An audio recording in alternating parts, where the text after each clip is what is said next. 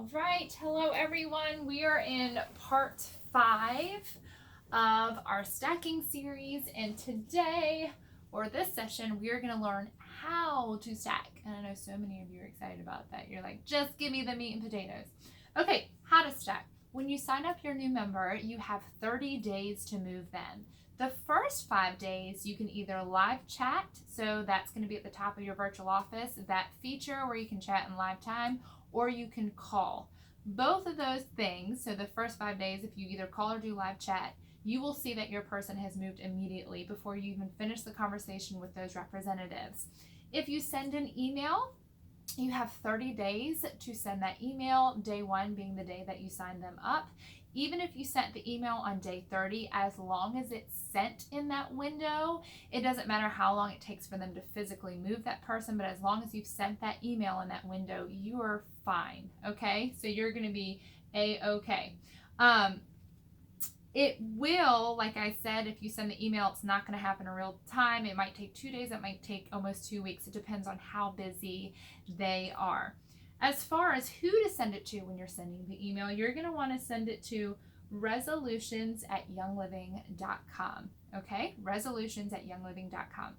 Make sure that you send this email from the address they have on file for you. So when you signed up, you gave them an email address. That's the email address that you're going to want to send this email from.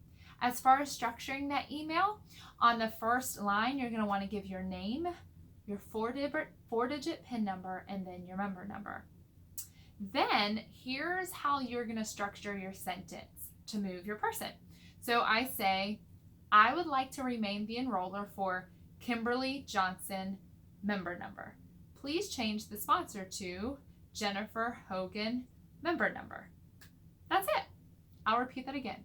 I would like to remain the enroller for Kimberly Johnson, her member number.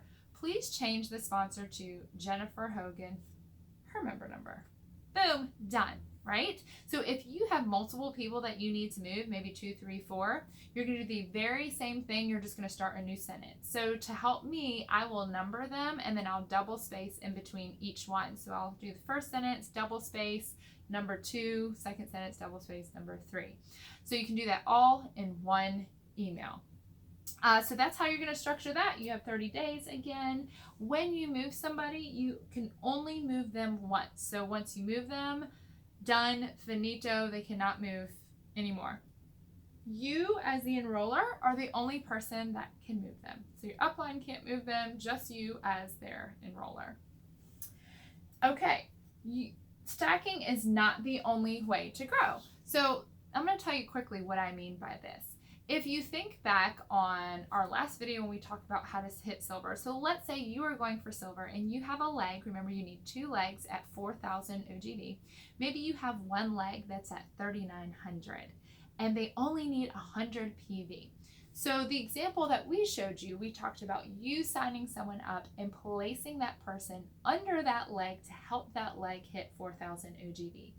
This is not the only way to get that leg to 4,000 OGV, okay? You're going to have leaders, you're going to have people in there sharing on social media, teaching classes, talking to their mom, and talking to people they work with that are getting kits too. A lot of times it happens organically, okay? So I don't want you to think that you're going to be the one topping off all your legs. It does help. It happens quicker. We stack because it happens quicker, and if we don't want to wait for the organic thing to happen, then we stack. But I just wanted to make that point. Being stacked under, so let me just talk about this really quickly. You might be watching these videos and you're like, okay, this is interesting because I've never been stacked under. Like, no one's ever stacked under me. So all this stacking, am I even part of someone's organization because no one's stacking under me? Let me just tell you, you don't have to be stacked under to grow this business.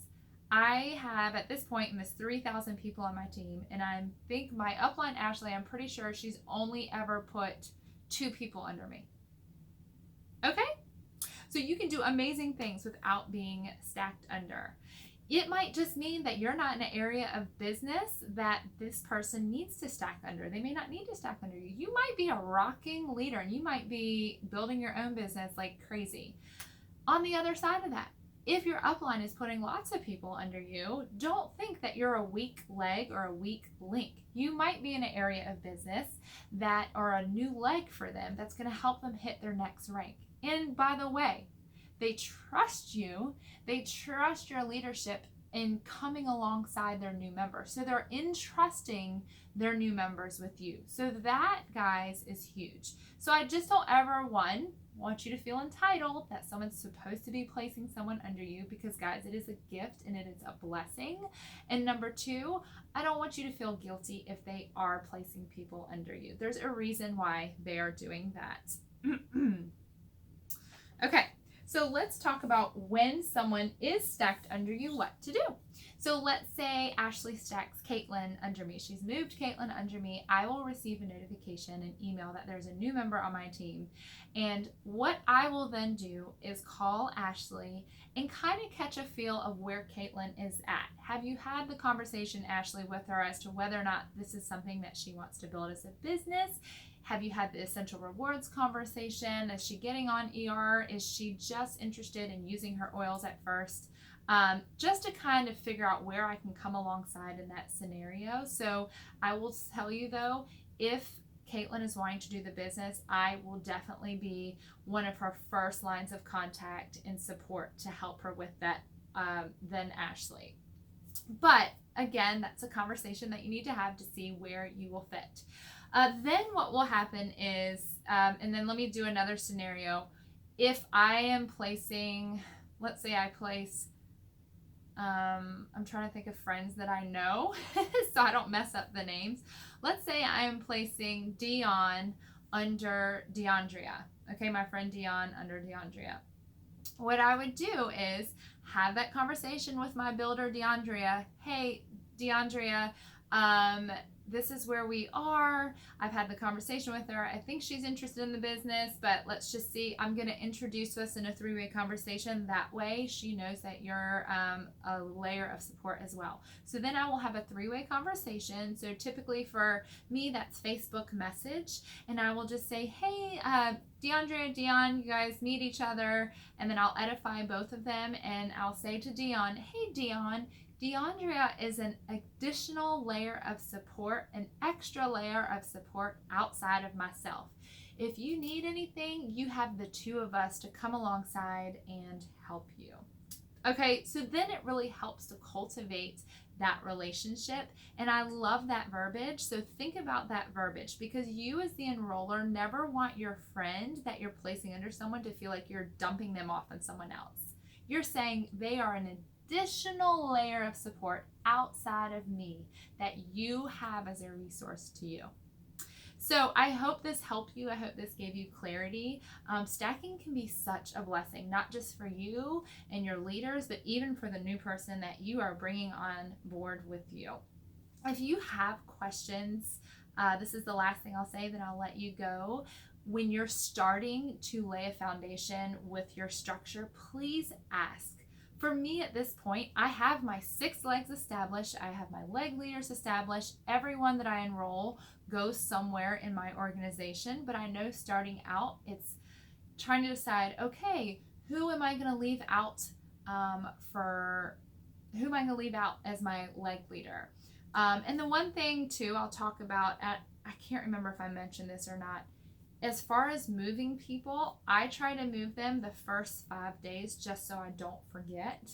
And a lot of times I know exactly where they need to go. But if you're just starting out and you're kind of wanting to wait to see, okay, I need to have a conversation with them to see if they want to have a class, or to see how I can help them build a wellness plan and show them how to save money with essential rewards, and ask them if this is something I can bless them with by putting people under them and what that entails and blah, blah, blah, blah.